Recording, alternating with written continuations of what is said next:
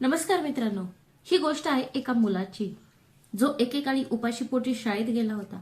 आणि त्या मुलीची गोष्ट जिने त्या मुलाची स्वप्ने वाचवण्यासाठी आपली पैशांची पेटी फोडली. अनेक वर्षानंतर तोच मुलगा करोडपती झाला.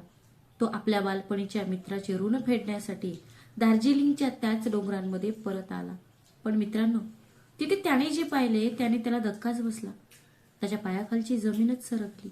आणि मग त्याने जे केले ते पाहून मानवतेलाही रडू आले. पैसा प्रत्येक कर्ज फेडू शकतो का? हिशोब चुकता होणार आहे का? आणि ते निरागस बालपणीचे नाते वर्षानुवर्ष प्रेमात बदलू शकते का? या सर्व प्रश्नांची उत्तरे तुम्हाला या व्हिडिओत मिळतील. व्हिडिओ शेवटपर्यंत पहा. तर मित्रांनो, गोष्ट सुरू करण्यापूर्वी व्हिडिओला एक छान लाईक द्या आणि जर तुम्ही चॅनलवर नवीन असाल तर चॅनलला नक्की सबस्क्राईब करा आणि बेल आयकॉन दाबा. ही एक लक्षात ठेवण्यासारखी कथा आहे मित्रांनो. ही कथा सुमारे 18 वर्षांपूर्वी दार्जिलिंगच्या डोंगरांमध्ये सुरू झाली. एक तरुण मुलगी त्या डोंगराची जननी बनली. चोहीकडे पसरलेली हिरवीगार चहाची लागवड, पहाटेच्या वेळी उठणारी धुक्याची पांढरी चादर आणि दूरवर डोकावणारी कांचनजुंगा व बरगेली शिखरे. हे ठिकाण पाहण्यासाठी स्वर्गापेक्षा कमी नव्हते. पण मित्रांनो, स्वर्गासारख्या दिसणाऱ्या त्या तपकिरी दऱ्यांमध्ये राहणे प्रत्येकाचे जीवन स्वर्गासारखे नसते. बहुतेक लोक चहाच्या मळ्यांमध्ये मजूर म्हणून काम करत असत. पहाटेपासून संध्याकाळपर्यंत पाने आणि टोपल्या विणत असत. ते सामान वाहून नेत असत आणि दिवस अखेरीस चूल पेटती ठेवण्यापुरतेच पैसे कमवत असत. याच झोपडपट्टीत आरव नावाचा एक लहान मुलगा राहत होता. तो अंदाजे 10-11 वर्षांचा असावा. तो सडपातळ बांध्याचा सावळा होता, पण त्याच्या डोळ्यात एक विलक्षण चमक होती. आरवचे वडील चहाच्या मळ्यात मजूर म्हणून काम करायचे आणि त्याची आई घरकाम, भांडे आणि कपडे धुण्याचे काम करत असत. ते घर कसे होते? लाकूड आणि पत्र्यांनी बनवलेली एक लहान खोली, जिचे छप्पर पावसाळ्यात उचलले जायचे. हिवाळ्यात थंड हवा त्याच्या भिंतींमधून आत शिरायची. अशा अनेक रात्री होत्या जेव्हा घरात फक्त मीठ आणि तांदूळ असायचे. आणि काही रात्री, पण मित्रांनो, गरिबी आरवच्या शरीरापुरतीच मर्यादित होती. ती त्याच्या मनापर्यंत कधीच पोहोचली नाही. आरव अभ्यासात इतका हुशार होता की सरकारी शाळेतील शिक्षक नेहमी म्हणायचे, हा मुलगा या पर्वतांसाठी बनलेला नाही. एक दिवस तो खूप उंच भरारी घेईल, फक्त त्याचे पंख तेवत ठेवा. आणि त्याच शाळेत आरवच्या वर्गात मीरा नावाची एक मुलगी होती. गुबगुबीत चेहरा, 2 वेण्या आणि ओठांवर नेहमी दिसणारा एक गोड मुरुम. मीराच्या वडिलांच्या परिसरात एक छोटेसे किराणा दुकान होते. त्याचे कुटुंब श्रीमंत नव्हते, पण ते सन्मानाने दिवसातून 2 वेळचे जेवण बनवू शकत होते. मीराचे घर वस्तीच्या वरच्या उतारावर होते आणि आरवचे खालच्या उतारावर. पण शाळेचा रस्ता एकच होता. त्या पायवाटेवर एका बाजूला चहाचे मळे होते आणि दुसऱ्या बाजूला तीव्र उतार होता. दररोज सकाळी मीरा आरवच्या घरासमोर उभी राहून ती हाक मारते, आरव, अरे आरव, लवकर कर, उशीर होतोय. आणि आरव आपली फाटलेली बॅग खांद्यावर घेऊन पळतो. ते एकत्र शाळेत जायचे आणि एकत्र परत यायचे. वाटेत मीरा दिवसभरातील घडामोडींवर चर्चा करायची, कोणाबद्दल तक्रार करायची. आज ढग कोणत्या प्राण्यांसारखे दिसत आहेत? आणि आरव अधूनमधून किंचित हसत शांतपणे ऐकत होता. त्यांच्या मैत्रीने संपूर्ण समुदायाला मोहित केले होते. ते म्हणायचे, हे दोघे एकाच ताटातील भातासारखे आहेत, एक दुसऱ्याशिवाय अपूर्ण आहे. पण मित्रांनो, या मैत्रीबद्दल एक गोष्ट अशी होती जी फक्त मीरालाच माहीत होती. दुपार सुट्टीच्या वेळी जेव्हा सर्व मुले त्यांचे डबे उघडायचे, तेव्हा आरव गुपचूप उठून शाळेमागील मैदानात जायचा. कधी तो म्हणायचा, मी घरी गेल्यावर जेवेन. बाकीच्या मुलांनी हे मान्य केलं असतं, पण मीराच्या डोळ्याने तिला कधीच फसवले नाही. तिला माहीत होतं की आरवच्या बॅकपॅकमध्ये पुस्तकं होती, पण त्याचा डबा नव्हता. तिला माहीत होतं की आरव भुकेला आहे आणि तिला स्वतःच्या भुकेपेक्षा स्वतःच्या प्रतिष्ठेची जास्त काळजी होती. म्हणून मीराने एक मार्ग शोधून काढला. ती रोज जास्त जेवण आणू लागली आणि दुपारी ती थेट आरवच्या शेजारी बसायची. आपला डब्बा उघडायची आणि म्हणायची, आज आईने जास्त पोळ्या दिल्या, मी ते एकटी संपवणार नाही. जर तुम्ही ते खाल्ले नाहीत तर मला ते फेकून द्यावे लागेल आणि अन्न फेकून देणे हे पाप आहे. तुम्हाला समजत नाही का? त्याला वाटले की हे एक निमित्त आहे. त्याचे डोळे पाण्याने भरून येत असत, पण मीराने त्याला कधीच जाणवू दिले नाही की त्याच्यावर काही उपकार करत आहे. ते हसत विनोद करत भांडत असत. ती त्याला खाऊ घालायची. आणि मित्रांनो, हीच खरी मैत्री असते. ती मदत करते पण कधीच दाखवत नाही. तो पावसाचा दिवस होता. शाळेतून परत येत असताना अचानक मुसळधार पाऊस सुरू झाला. ते दोघे एका तुटलेल्या शेड खाली उभे राहिले. आरव, तू मोठा झाल्यावर काय होणार आहेस? आरव काही वेळ शांत राहिला. मग दूरच्या पर्वतांकडे पाहत तो म्हणाला, मीरा, मला माहित नाही. मला फक्त एवढं माहित आहे की एक दिवस मी इतका मोठा माणूस होईन की माझ्या आईला कोणाच्याही घरी भांडी घासावी लागणार नाहीत. बाबांसारखं मला तरी बागेत जावं लागणार नाही. आणि तो थांबला. अजून काय? मीराने विचारले. आरव हळूच म्हणाला, आणि ज्या दिवशी मला मोठी सवय लागेल त्या दिवशी सर्वात आधी मी तुझ्यासाठी ते लाल रिबन विकत घेईन, जी तू जत्रेत पाहिली होतीस पण पैशाअभावी विकत घेऊ शकली नाहीस. मीरा खळखळून हसली. वेड्या माणसा, मोठा माणूस असल्याचं नाटक करून मला फक्त एक रेबीन देशील का? आरवने निरागसपणे उत्तर दिले. रिबन तर फक्त सुरुवात असेल. मी कर्ज पूर्णपणे फेडीन. तुझी प्रत्येक इच्छा, भाकरीचं, तुझ्या प्रत्येक हास्याचं. मीरा त्याच्याकडे बघून हळूच म्हणाली, मैत्रीत कर्ज नसतं आरव, हे लक्षात ठेव. मित्र दोन निरागस लोकांना ही गोष्ट माहीत नव्हती. त्या मुलांना कल्पना नव्हती की नियती एके दिवशी त्यांच्या लहानशा संभाषणाचे रूपांतर इतक्या मोठ्या गोष्टीत करेल. वेळ आपल्या गतीने पुढे जात राहिली. एक काळोखी संध्याकाळ जिने आरवचे संपूर्ण जग उद्ध्वस्त केले. तो श्रावण महिना होता. 3 दिवसांपासून सतत पाऊस पडत होता. आरवचे वडील त्या दिवशीही कामावर गेले होते, कारण एका दिवसाची मजुरी गमावणे म्हणजे एका दिवसाची उपजीविका गमावणे होते. त्या संध्याकाळी परत येत असताना डोंगरा वाटेवरचा ओला चिखल अचानक खचला. भूस्खलन आणि आरवच्या वडिलांसह 3 मजूर त्यात गाडले गेले. रहिवासी येईपर्यंत खूप उशीर झाला होता. मित्रांनो, आरवच्या घरी उठलेल्या किंकाळ्या संपूर्ण वसाहतीने ऐकल्या. 11 वर्षांचा मुलगा त्याच्या वडिलांच्या निष्प्राण देहाशेजारी बसला होता. तो रडू शकत नव्हता आणि बोलू शकत नव्हता. तो तिथे दगडासारखा स्तब्ध बसला होता आणि त्याची आई जणू काही ती रातोरात 10 वर्षांनी म्हातारी झाली होती. वडिलांच्या मृत्यूनंतर घरातली परिस्थिती आणखीच बिघडली. आई ती रात्री काम करायची, सकाळी दुसऱ्यांच्या घरी, दुपारी फळबागेत पाणी तोडायची आणि रात्री झोपडपट्टीतील महिलांसाठी कपडे शिवायची. पण त्यानंतर ती जगू शकली नाही. अशा अनेक रात्री होत्या जेव्हा आई जेवणाच्या बहाण्याने फक्त पाणी प्यायची आणि उरलेल्या 2 पोळ्या आरवच्या ताटात ठेवायची. आरवचा मूड खराब होता. सगळं काही त्याला समजले होते.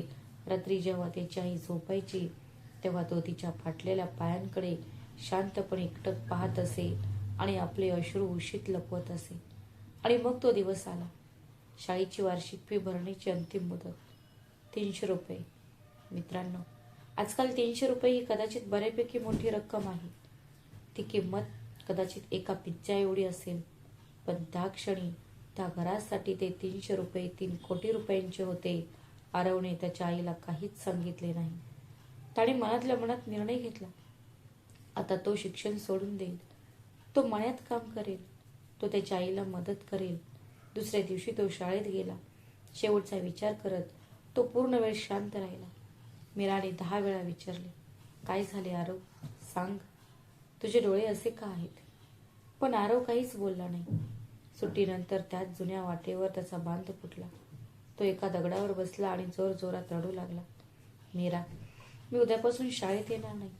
माझ्याकडे फीसाठी पैसे नाहीत. आज शेवटचा दिवस आहे. जर मी आईला सांगितलं तर ती तिचं मंगळसूत्र विकून टाकेल आणि मी तसं होऊ देणार नाही. ती बाबांची शेवटची आठवण आहे. मीरा उठताना ती सहज म्हणाली, आरव, तुला उद्या शाळेत यायलाच पाहिजे. माझी शपथ आहे तुला. त्या रात्री मीरा तिच्या खोलीत गेली. तिने कपाटाच्या वरून तिची मातीची गल्लत खाली काढली ज्यात ती गेल्या 4 वर्षांपासून एक एक रुपया जमा करत होती. आजीच्या गल्ल्यात 57 नाणी होती आणि जत्रेत जमवलेले पैसे, राखीला मिळालेल्या नोटा, सगळं काही त्या गल्ल्यात तिचं स्वप्न बंद होतं. मोठं झाल्यावर शिलाई मशीन विकत घेण्याचं. एका क्षणी तिने पिगी बँक छातीशी धरली आणि पुढच्याच क्षणी तिने ती जमिनीवर फेकून दिली. पिगी बँक धपकन फुटली आणि मीराचे तेच स्वप्न होतं. पण मित्रांनो, त्याच्या चेहऱ्यावर दुःखाचा लवलेशही नव्हता, उलट एक प्रकारचा दिलासाच होता. कारण त्या रात्री एक स्वप्न खरंच भंगलं होतं, पण ते एका मित्राचं स्वप्न होतं. ते वाचणारच होतं. मोजल्यावर ते 340 रुपये झाले. दुसऱ्या दिवशी सकाळी मीरा शाळेत सर्वात आधी पोहोचली आणि तिने शिक्षकांना पैसे दिले. मास्टरजी, ही आरवची फी आहे, पण एक अट आहे. हे पैसे तुम्हाला कोणी दिले हे त्याला कधीही सांगू नका. मास्टरजींनी त्या लहान मुलीकडे पाहत त्यांचे डोळे पाण्याने भरले. ते फक्त म्हणाले, मुली, जे महानतम व्यक्तीलाही जमले नाही ते आज तू करून दाखवलंस. त्या दिवशी जेव्हा आरव जड पावलाने शाळेजवळ पोहोचला, आज आपले नाव काढून टाकावे लागेल असे वाटून शिक्षक हसले आणि म्हणाले, कुठे चाललात? तुमची फी आधीच भरली आहे, जाऊन बसा. आरव थक्क झाला. कोणी दिलं, कसं? त्याला कोणीच काही सांगत नव्हतं. पण त्या संध्याकाळी त्याला शाळेच्या शिपाई काकांकडून सत्य कळलं आणि मित्रांकडून. त्या संध्याकाळी आरव थेट मीराच्या घरामागील अंगणात धावत गेला. तिथे कोपऱ्यात त्याला फुटलेल्या गल्ल्याचे तुकडे दिसले. ते तुकडे हातात धरूनच तो खाली बसला आणि त्याच्या डोळ्यातून अश्रू वाहतच राहिले. त्या दिवशी त्या 11 वर्षाच्या मुलाने एक गोष्ट दगडावर कोरल्यासारखी आपल्या हृदयात कोरली. मीरा, हे कर्ज मी नक्कीच पैसे देईन. त्यासाठी माझं संपूर्ण आयुष्य लागलं तरी चालेल. वेळ निघून गेला. आरवने जणू काय मीराच्या तुटलेल्या गल्ल्यातलं प्रत्येक नाणं तिला साथ घालत होतं. पण मित्रांनो, नियतीची परीक्षा अजून संपली नव्हती. काही महिन्यानंतर आरवच्या आईची प्रकृती खालावू लागली. सततचा खोकला, ताप आणि अशक्तपणा जाणवू लागला. स्थानिक डॉक्टर म्हणाले, तिला मोठ्या शहरातील रुग्णालयात घेऊन जा. तिच्यावर तिथेच उपचार व्हायला हवेत. ते शक्य होणार नाही.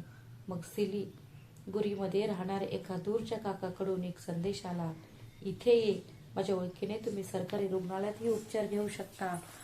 आईकडे दुसरा पर्याय नव्हता. निर्णय झाला होता. आम्ही दार्जिलिंग सोडावे लागणार होते. ज्या दिवशी मीरेला ही बातमी मिळाली त्याच दिवशी ती आरवच्या घराकडे धावत गेली. तू चालला आहेस? खरंच? आरवने आपली नजर खाली झुकवली. मीरा काहीच बोलली नाही. ती सहज मागे वळली. 2 मुले जागीच पडून होती, एक ह्या बाजूला, एक त्या बाजूला. त्यांच्या दोन्ही उशा ओल्याच होत्या आणि मग तो विरहाचा दिवस उजडला. पहाटेच्या काही वेळ आधी धुक्यात लपटलेल्या आरव आणि त्याची आई खांद्यावर एक आठवडे घेऊन काही शेजारी त्यांना निरोप द्यायला आले होते. आणि मागे एका खांबाला टेकून मीरा. तिचा चेहरा अश्रूंनी भरलेला होता. ती रात्रभर रडली होती हे स्पष्ट दिसत होतं. जेव्हा बसचा हॉर्न वाजला तेव्हा मीरा पुढे आली. तिच्या हातात एक जुनी कापडी पिशवी होती. तिने ती आरवला दिली. त्यात काय आहे? आरवने गळक्या आवाजात विचारले. वाटेत उघड, मीरा म्हणाली आणि मग क्षणभर थांबून म्हणाली, आणि ऐक, ते त्या पावसाळी दिवशी दिलेलं वचन विसरू नकोस. मी वाट पाहिल. बस सुरू झाली. आरव खिडकीतून बाहेर बघत राहिला. मीरा हात हलवत राहिली जोपर्यंत धुक्याने तिला आपल्या मिठीत लपवले नाही. मित्रांनो, काही वियोग असे असतात की ते कुशीत घडत नाहीत. आणि त्या सकाळी दार्जिलिंगच्या धुक्यात 2 बालपणीच्या मित्रांच्या डोळ्यात एक संपूर्ण पुस्तकच लिहिलं गेलं. काही तासानंतर एका रेस्टॉरंटमध्ये जेव्हा ती बस थांबली तेव्हा आरवने थरथरत्या हाताने बॅग उघडली. आत तुपाने माखलेल्या 4 पोळ्या आणि आंब्याचे लोणचे होते. मीराला एक हाताने विणलेला निळा मफलर मी हिवाळ्यात त्याच्यासाठी गुपचूप विणले होते. आणि त्याच्या तळाशी वहीच्या पानावर लिहिलेले एक पत्र होते. वाकड्या तिकडे अक्षरात लिहिलेल्या फक्त 3 ओळी. त्यात लिहिले होते, आरव, रडू नकोस. मी पर्वतांची शपथ घेऊन सांगते, एक दिवस तू नक्की मोठा माणूस होशील. आणि ज्या दिवशी तो होशील, कृपया परत ये. मी तुला इथेच भेटेन, याच पर्वतांमध्ये. तुझी मैत्रीण मीरा. आरवने ते पत्र छातीशी कवटाळले. खानावळीतील गोंगाटात बसच्या त्या सीटवर बसलेला तो मुलगा ढसाढसा रडू लागला. आणि रडता रडता तो रडला आणि रडत रडत त्याने ते पत्र आपल्या पुस्तकाच्या मधोमध ठेवले. जणू काही विश्वासासाठी ठेवलेली एखादी वस्तू. त्याला कल्पनाही नव्हती की कागदाचा हाच तुकडा भविष्यात 15 वर्ष हीच त्याची सर्वात मोठी ताकद बनणार होती. मित्रांनो, सिलिगुरीला पोहोचल्यावर आयुष्याने आरवची परीक्षा घ्यायला सुरुवात केली. त्याच्या आजोबांच्या मदतीने एक छोटी खोली भाड्याने घेतली. माझ्या आईवर सरकारी रुग्णालयात उपचार सुरू झाले, पण औषधे, घर भाडे आणि शिदा एकत्रित खर्च डोंगरासारखा प्रचंड भार बनला होता. 12 वर्षांचा आरव सकाळी शाळेत जायचा, दुपारी पुस्तकांच्या दुकानात काम करायचा आणि रात्री चहाच्या टपरीवर भांडे घासायचा. माझ्या हातांना फोड यायचे, पण रात्री तो त्याच हाताने पुस्तक धरून रस्त्यावरच्या दिव्याखाली वाचायचा, कारण खोलीत वीज नसायची. जेव्हा त्याचाही धीर खचू लागला तेव्हा तो आपलं पुस्तक उघडायचा आणि ते पत्र वाचायचा. तो एक दिवस महान माणूस होशील. आणि मग मित्रांनो, जगाने असे म्हटले जाते की पुढे जाण्यासाठी पैशाची गरज असते, पण ही गोष्ट आपल्याला सांगते की पुढे जाण्यासाठी माणसाला फक्त एकाच साधनाची गरज असते, त्याच्यावर विश्वास ठेवणाऱ्या कोणासोबत तरी. आरव 10वीत जिल्ह्यात पहिला आला. त्याचं नाव वर्तमानपत्रात छापून आलं. त्याला 12वीत शिष्यवृत्ती मिळाली. मग कॉलेज, जिथे तो शाळेत शिकत असे आणि रात्री एका कुरिअर कंपनीत पार्सलची वर्गवारी करण्याचे काम करत असे. हेच काम करत असताना त्याच्या मनात एक कल्पना आली. शेतकरी आणि कारागिरांकडून माल थेट शहरांमध्ये पोहोचवणे. चहा, मसाले, हातमागचे कापड मध्यस्थांशिवाय थेट ग्राहकांपर्यंत. कॉलेज संपताच त्याने आपली सर्व बचत एकूण 18,000 रुपये गुंतवली आणि एक छोटा व्यवसाय सुरू केला.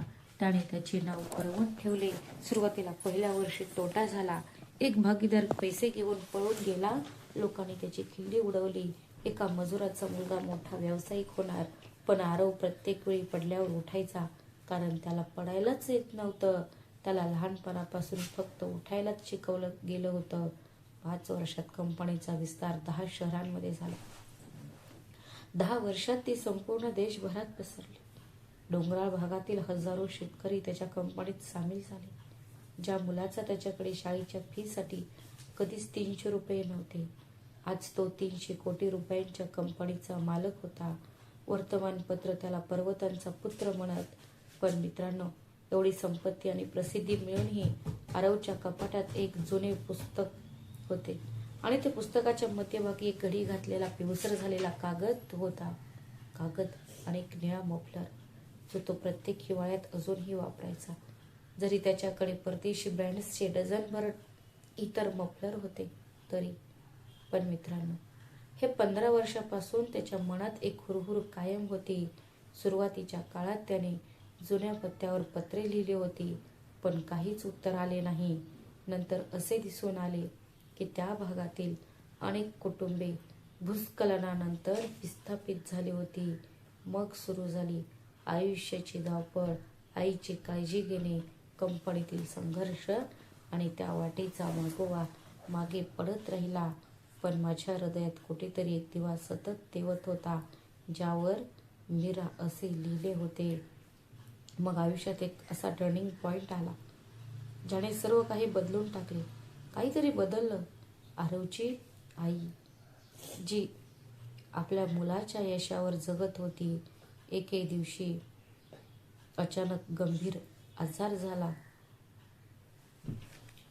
सर्वोत्कृष्ट डॉक्टरांना बोलवण्यात आले. पण मित्रांनो, काही कर्जे अशी असतात जी पैशाने फेडता येत नाहीत, आणि वयाचं कर्ज त्या सर्वांमध्ये सर्वात मोठं आहे. तिच्या शेवटच्या रात्री आईने आपल्या अशक्त हाताने आरवचा हात धरला होता आणि हळू आवाजात म्हणाली, मुला, तू मला सगळं काही दिलंस, राजवाड्यासारखं घर, गाड्या, नोकर, पण एक गोष्ट नीट ऐक. माणूस तो कितीही उंच गेला तरी ज्या पायऱ्यांवरून तो वर चढला त्या कधीही विसरू नये. ती मुलगी आठवते का, जिने तुझी फी भरण्यासाठी तिची पैशांची पेटी फोडली होती? जा बाळा, परत जाऊन बघ तिची काय अवस्था आहे. माझे आशीर्वाद तुझ्यासोबत आहेत. अधिक माझ्याकडून त्या मुलीला. वाक्य अपूर्णच राहिले. आईचे डोळे कायमचे मिटले. मित्रांनो, आईच्या निधनानंतर आरव कित्येक आठवडे पूर्णपणे खचून गेला होता. तो त्याच्या आलिशान बंगल्यात एकटाच बसायचा. एके संध्याकाळी आईचे सामान आवरताना त्याला तिची जुनी पेटी उघडली. तिच्या खाली ते पुस्तक होते. थरथरत्या हाताने तर ते पुस्तक उघडले आईची जुनी साडी सर्वात वर होती आणि ते पत्र अजूनही तिथेच होते. 15 वर्षाचं जुनं पिवळं पडलेलं, पण ते शब्द आजही तितकेच जिवंत होते. ज्या दिवशी तू मोठा माणूस होशील, नक्कीच परत ये. मी तुला इथेच भेटेन, या पर्वतांमध्ये. त्या रात्री उशिरापर्यंत आपल्या बंगल्याच्या गच्चीवर उभा राहून शहराचे लुकलुकणारे दिवे पाहत होता. तो पाहत असताना त्याला ती धुक्याने भरलेली डोंगरावरील वाट आठवली. त्या टिफिनमधल्या पोळ्या, ती फुटलेली पैशांची पेटी, तो बस स्टॉप, तो हलवणारा हात. आणि अचानक आतून एक आवाज आला, आरव, तुला खूप उशीर झाला, खूप उशीर. दुसऱ्या दिवशी सकाळी त्याने आपल्या सचिवाला फोन केला.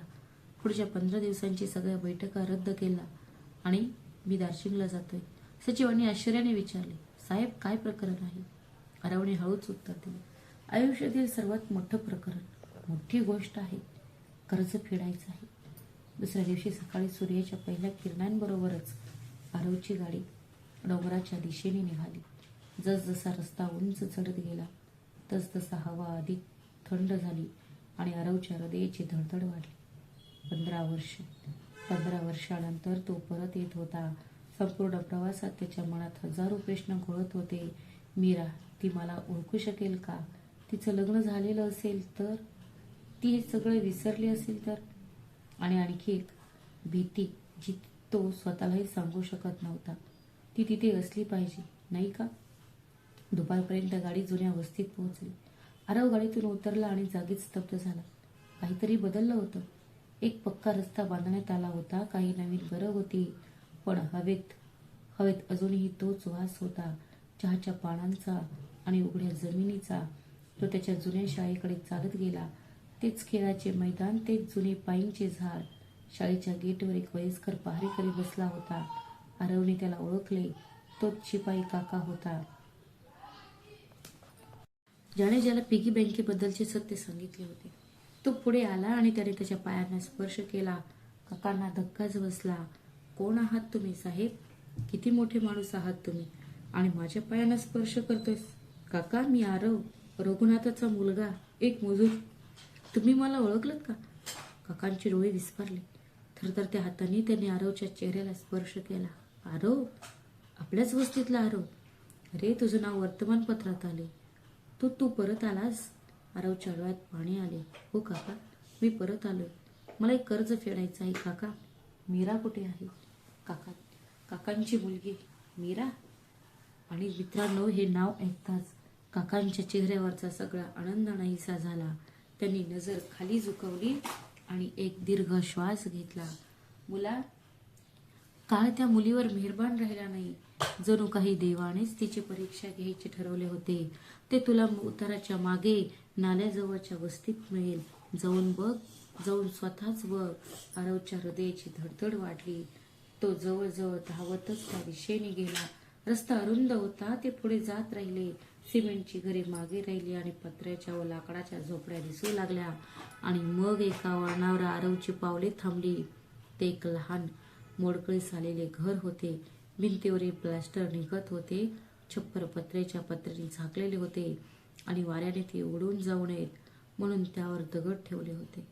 अंगणात एक तात्पुरती खाट होती. एक वृद्ध आजारी स्त्री पलंगावर पडली होती आणि पलंगाच्या बाजूला फिकट सुती साडी नेसलेली एक स्त्री औषधाची बाटली घेऊन बसली होती. ती तिच्या आईला औषध देत होती.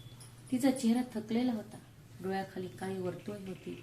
श्रमाने तिचे हात खरखरीत झाले होते. पण त्याच चेहऱ्यावर तोच संयम, तोच स्नेह होता. मित्रांनो, ती मीरा होती. आरव तिथे उभा होता. त्याचा आवाज दाटून आला होता.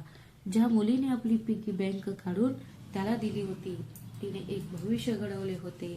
ती तिच्या स्वतःच्या आयुष्याच्या फुटलेल्या तिजोरीचे तुकडे गोळा करत होती. त्याच्या आत काहीतरी तुटले. बिझनेस क्लास, मी विमान प्रवास केला, काहीतरी पंचतारांकित हॉटेल्समध्ये राहिलो आणि त्याची मीरा गेली 15 वर्ष इथेच याच अवस्थेत होती. त्याला वाटले की जणू काही त्याचे हे छोटेसे नशीबच त्या अंगणाच्या मातीत गाडले गेले असावे. थरथरत्या पावलांनी तो पुढे सरकला आणि त्याने दारावर टकटक केली. मीराने मागे वळून पाहिले. हो, कोण? तुम्ही कोण आहात? आरव काहीच बोलू शकला नाही. तो पाहतच राहिला. मीराने काळजीपूर्वक पाहिले. महागडा कोट, चमकदार बूट, गाडीच्या चाव्या तुम्ही बहुधा चुकीच्या पत्त्यावर आला आहात. हो साहेब. मोठी माणसं इथे काय करत आहेत? आणि मग आरव गळा दाटून आलेल्या आवाजात हळूच म्हणाला, आईने कितीतरी पोळ्या ठेवल्या आहेत. मी एकटीच आहे. खाणार नाहीत? जर तुम्ही ते खाल्ले नाहीत तर मला ते फेकून द्यावे लागतील. आणि अन्न फेकून देणे हे पाप आहे, गुरुजींनी मला सांगितले, बरोबर? मित्रांनो, तिचे डोळे विस्फारले, तिचे ओठ थरथरले. तिने एक पाऊल मागे घेतले, मग 2 पाऊल पुढे, आणि तिच्या तोंडातून फक्त एकच शब्द बाहेर पडला, आरव. हो मीरा, तुझा आरव. तुला यायला खूप उशीर झाला, मला माफ कर. आणि मग मित्रांनो, 15 वर्षांचा बांध एका क्षणात फुटला. मीरा उंबरठ्यावर बसून रडली. ती एक किंकाळी होती जी 15 वर्षापासून एका कोपऱ्यात दडलेली होती. आरव तिथे गुडघ्यांवर बसला. 2 बालपणीचे मित्र एका भग्न अंगणात एकही शब्द न बोलता ते फक्त रडतच राहिले. आणि खाटेवर पडून असलेली ती आजारी आई क्षीण डोळ्यांनी हे दृश्य पाहत होती. तिने हात जोडले आणि देवाचे आभार मानले. जेव्हा अश्रूंचा पूर ओसरला, जेव्हा संभाषण थांबले, तेव्हा ते सुरू झाले. आणि प्रत्येक संभाषणाबरोबर आरवचे हृदय अधिकच तुटत गेले.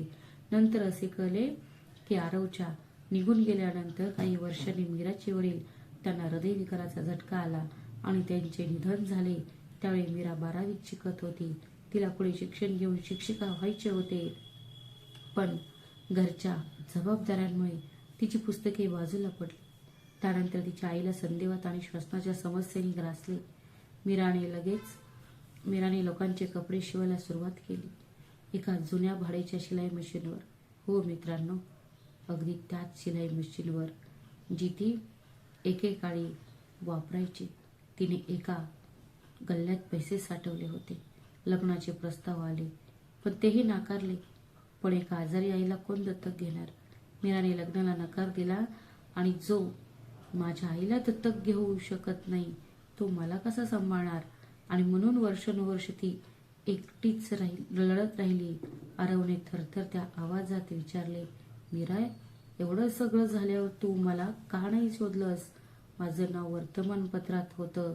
मीराने आपले अश्रू पुसले आणि किंचित हसली. मी पाहिला तुमचा फोटो. पाहून मी आईला दाखवायची, बघ आई, हा माझा मित्र, माझा आरव. मग तिचा आवाज हळू झाला. ती असं म्हणेल का की एक गरीब मुलगी तिच्या करोडपती मित्राकडे पैसे मागायला आली आहे? नाही आरव, दुसऱ्याला मदत करण्यापेक्षा मैत्रीचा आदर मोठा असतो. मित्रांनो, त्या रात्री आरव एक लहान गेस्ट हाऊसमध्ये राहिला, पण त्याला झोप लागत नव्हती. दुसऱ्या दिवशी सकाळी तो मग मीराच्या घरी पोहोचला आणि तो म्हणाला, मीरा, आता पुरे झाले. तुम्ही आणि आई माझ्यासोबत याल. आईवर सर्वोत्तम रुग्णालयात उपचार केले जातील. हे घर, या अडचणी, सर्व काही संपले आहे. तुम्ही माझ्यासाठी जे केले ती परतफेड करण्यासाठी माझ्याकडे शब्द अपुरे आहेत. पण मित्रांनो, मीराचे उत्तर ऐकून आरवला धक्काच बसला. मीरा शांत, स्थिर आवाजात म्हणाली, नाही आरव, मी तुला सांगितलं होतं, शहरातील संघर्ष आणि लक्षाधीशपणाने आणि कोणताही उपकार केला नाही ज्याची परतफेड करायला तुम्ही आला आहात. मी माझी मैत्री जपली होती आणि मैत्रीला कोणतेही बिल नसते. तुमच्या संपत्तीबद्दल अभिनंदन. मी गरीब असेल, पण मला विकता येणार नाही. मीरा, हा काही उपकार नाही. मग काय आहे आरव? मीराच्या डोळ्यात पाणी आले. दया, करुणा. मला तुझी दया नकोय. मी निश्चय केलाय. तो थांबला. शब्द आतच राहिले होते, पण आरवने ते न बोललेले शब्द वाचले. मला फक्त माझा मित्र हवा होता आरव. मित्रांनो, या कथेची पुढील 7 दिवसातला तो सगळ्यात सुंदर दिवस होता. आरव त्याने आपला कोट आणि पॅन्ट बदलली. साध्या कुर्त्यावर तो रोज सकाळी मीराच्या घरी पोचतो. शहरातून एका डॉक्टरला बोलवण्यात आले. ही मदत नाही मीरा, हा माझ्या दुसऱ्या आईचा हक्क आहे. तू हे थांबवलंस तर मोठा अनर्थ होईल. आईवर उपचार सुरू झाले. तो अंगणात बसून तासनतास बोलायचा, त्यांचे पाय चोळायचा आणि स्वतःच्या हाताने त्यांना खिचडी भरवायचा. मीरा दुरून हे सर्व पाहत असे आणि तिचे डोळे पुन्हा पुन्हा भरून यायचे. हाच तर आरव होता. संपत्ती फक्त त्याच्या कपड्यांपर्यंतच पोहोचली होती, हृदयापर्यंत नाही. संध्याकाळी ते दोघेही त्याच जुन्या वाटेवरून फिरायचे. तो चहाचा मळा, तोच उतार, तीच मोडकळीस आलेली चोपडी, ती अजूनही तिथेच उभी होती, जणू त्यांचीच वाट पाहत. एका संध्याकाळी हलक्या पावसात त्या झोपडीखाली उभे राहून त्याने खिशातून काहीतरी काढले. एक लाल रिबन. हे 15 वर्षांपूर्वी दिलेलं वचन होतं. जेव्हा मी मोठा होईन तेव्हा सर्वात आधी तुझ्यासाठी एक लाल रिबन विकत घेईन. सिलिगुडीहून येताना मी ते घेतलं. उशीर झालाय, पण मी माझं वचन विसरलो नाही. मीराने थरथरते हाताने ती रिबन घेतली आणि त्याच्याकडे बघून रडू लागली. मूर्खा, करोडपती असूनही मला रिबन देतोस? आरव हळू आवाजात म्हणाला. मीरा, ही रिबन तर फक्त सुरुवात आहे. लक्षात ठेव, मला हे संपूर्ण कर्ज फेडायचं आहे. तुझ्या प्रत्येक पोळीसाठी, तुझ्या प्रत्येक हास्यासाठी आणि आता प्रत्येक अश्रूसाठी. तसेच त्याच क्षणी त्यांची नजरानजर झाली आणि मित्रांनो, त्याच एका क्षणात त्या दोघांना समजले की बालपणी मैत्रीच्या नावाखाली सुरू झालेले ते नाते, ते प्रेम बनलं होतं. फक्त त्या दोघांनी त्याला कधीच नाव दिलं नव्हतं. मीराने नजर खाली झुकवली आणि हळूच म्हणाली, अंधार पडत आहे. आई एकटी आहे आणि ती आपल्या पावलांनी पुढे सरकली. पण 15 वर्षानंतर तिच्या ओठांवर ते स्मित परत आले होते. 2 वेण्या घालणाऱ्या मीराचे स्मित. 8व्या दिवशी आरवने मीराला एक प्रस्ताव ठेवला. मीरा, मी तुला पैसे देत नाहीये, मी तुला काम देतोय. माझ्या पर्वत कंपनी दार्जिलिंगमध्ये एक नवीन केंद्र, एक नवीन दुकान उघडत आहे, जिथे डोंगराळ भागातील महिलांनी हाताने विणलेले कपडे, इथला चहा, इथली कलाकुसर, हे सर्व देशभरात थेट विकले जाईल. मला इथे अशा व्यक्तीची गरज आहे, जिला या मातीबद्दल तळमळ असेल, प्रामाणिक आहे आणि ज्याच्यावर मी डोळे झाकून विश्वास ठेवू शकेन. सांग ना, तुझ्या नजरेसमोर कोणी आहे का? मीरा त्याच्याकडे बघतच राहिली. हा दयाळूपणा, हा आदर, ते तसंच होतं. तिने 3 दिवस विचार केला. तिने तिच्या आईला विचारले. आईने आपल्या अशक्त हाताने मुलीच्या डोक्यावरून हात फिरवला आणि म्हणाली, मुली, जो मदतीला उपकार न मानता आपला हक्क समजतो त्याला नकार देऊ नकोस. कर, अशी माणसं तुझ्या आयुष्यात पुन्हा पुन्हा येत नाहीत. आणि मीरा हो म्हणाली, पण एका अटीवर. आरव, मी नोकर म्हणून काम करेन. पगार इतरांसारखाच राहील. कोणतेही विशेष अधिकार नाहीत. आरव हसला. ठीक आहे, पण माझी एक अट आहे. मी केंद्राला तुझं नाव देईन. आणि मित्रांनो, काही महिन्यानंतर जेव्हा त्या केंद्राचे उद्घाटन झाले, तेव्हा बाहेर लावलेला फलक पाहून मीराच्या डोळ्यात पाणी आले. त्यावर लिहिले होते, पिगी बँक. डोंगराळ भागातील मुलीचे स्वतःचे घर आहे. काळाने एक वळण घेतले. गुल्लक केंद्र सुरू झाले व तिथील शेकडो महिलांना काम मिळाले. मीरा रात्रंदिवस काम करते. प्रत्येक स्त्रीच्या समस्या ऐकून घेत आणि प्रत्येक विणकराच्या घरी भेट देत असे. त्या संपूर्ण क्षेत्राच्या मध्यभागी मीराची आई. तिची तब्येत आता पूर्वीपेक्षा चांगली आहे. आणि आरव आता 1 महिना झाला आहे. एवढ्या मोठ्या कंपनीचा मालक डोंगरांमध्ये काय करत असेल, याबद्दल लोकांना आश्चर्य वाटले. पण आरवला माहीत होते की तो जे काही करत होता ते याच डोंगरांमध्ये होते. मी सामील झालो होतो आणि मग तो दिवस आला. मित्रांनो, ज्या दिवशी या कथेने सर्वात सुंदर वळण घेतले. गुल्लक केंद्राच्या दुसऱ्या वर्धापन दिनानिमित्त संपूर्ण वस्ती जमली होती. शहरातील अधिकारी आणि वृत्तपत्रांचे वार्ताहर आले होते. सर्व तयारी झाली होती. सर्वांनी मीराच्या कामाची प्रशंसा केली. त्यानंतर आरवला बोलण्यासाठी बोलवण्यात आले. आरव मायक्रोफोन समोर उभा राहिला. तो काही वेळ शांत राहिला. मग तो म्हणाला, तुम्हा सर्वांना प्रश्न पडला असेल की या केंद्राचे नाव गुल्लक का आहे. आज मी तुम्हाला सांगेन. शेकडो लोकांसमोर त्याने सगळी कहाणी सांगितली. उपाशी पोटी शाळेत जाणाऱ्या मुलाची, दुपारच्या जेवणातलं अर्ध वाचवून ठेवणाऱ्या मुलीची, पैशांनी भरलेल्या त्या फुटलेल्या पिगी बँकेची आणि त्या पत्राची, जे 15 वर्षे एका पुस्तकात जिवंत राहिले. संपूर्ण मंडप शांत झाला. डोळ्यांवर पडदा पडला आणि जेव्हा आरवने खिशातून तो पिवळसर कागद काढून सगळ्यांना दाखवला. मित्रांनो, मग आरव रंगमंचावरून खाली उतरला. तो थेट मीराकडे गेला, जी पहिल्या रांगेत अश्रूने चिंब भिजलेली, भीतीने थरथर कापत बसली होती.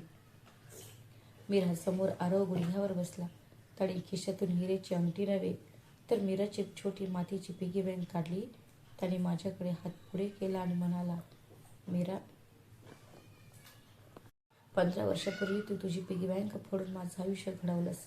आज मी ही पिगी बँक तुला परत करायला आलो आहे. पण हे रिकामं नाही. मी माझं सगळं मन यात ओतलं आहे. तू म्हणाली होतीस मैत्रीत ऋण नसतं.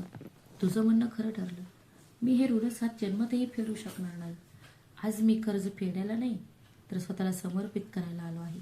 सांग मला मीरा, तू या वेड्या मित्राला तुझा जीवनसाथी बनवशील का? मित्रांनो, संपूर्ण पंडाल विश्वास रोखून उभा होता. मीराच्याही काठीचा आधार घेत आपल्या पलंगावरून उठली होती आणि डोळ्यात अश्रू ओठांवर प्रार्थना घेऊन पुढे आली होती. थरथरत्या हाताने मीराने ती पैशांची पेटी घेतली आणि खट्ट आपल्या छातीशी धरली आणि रडत हसत रडत फक्त होकारार्थी मान डोलावली. टाळ्यांचा कडकडाट झाला. त्या दिवशी पर्वताने एका लक्षाधीशाला गुडघे टेकताना पाहिलं. संपत्तीसमोर नव्हे तर माणुसकीसमोर, प्रेमासमोर. 1 महिन्यानंतर लग्नाची वरात त्याच परिसरातून त्याच जुन्या वाटेने निघाली. आरवची इच्छा असती तर त्याने शहरातील सर्वात मोठ्या हॉटेलमध्ये लग्न केले असते. पण हे त्याच शाळेच्या आवारात घडले जिथे त्याच्या मैत्रीची सुरुवात झाली होती. संपूर्ण समाजात जणू लग्नाचे वऱ्हाड आणि कौटुंबिक सोहळा होता. आणि निरोपाच्या वेळी मीराने तिच्या जिवलग एक अनमोल रत्न सोबत नेले, तिच्या वेणीला बांधलेली लाल रिबन. मित्र आरव आणि मीरा आज एकत्र आहेत. आज गुल्लक केंद्र हजारो डोंगराळ मुलींचे घर बनले आहे. मीराची आई तिच्या जावयाला मुलगाच म्हणते आणि दरवर्षी त्यांच्या लग्नाच्या वाढदिवशी ते त्याच मोडकळीस आलेल्या शेडखाली एकत्र उभे राहतात आणि ते पावसाची वाट पाहतात. तर मित्रांनो, या गोष्टीतून आपण काय शिकतो? पहिले म्हणजे दयाळूपणा कधीही वाया जात नाही. 340 तुम्ही पैसा पेरला आणि काळाने हजारो लोकांच्या जीवनात समृद्धी आणून त्याची परतफेड केली. दुसरे म्हणजे यश ही गोष्ट नाही जी तुम्हाला शिखरावर घेऊन जाते.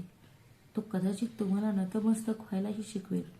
आणि तिसरी सर्वात महत्त्वाची गोष्ट म्हणजे नाती ही मोजमापाच्या पलीकडची असतात. जे नाती मनापासून जपली जातात, वेळच त्यांची होऊन जाते, तो त्याचे कर्ज फेडतो. आता मित्रांनो, मला तुम्हाला मनापासून एक प्रश्न विचारायचा आहे. तुमच्या आयुष्यात अशी कोणती व्यक्ती आहे का जिने तुमचा हात धरला का? आणि जर हो, तुम्ही त्याची विचारपूस करायला कधी परत गेलात का? त्याला आज विचारा.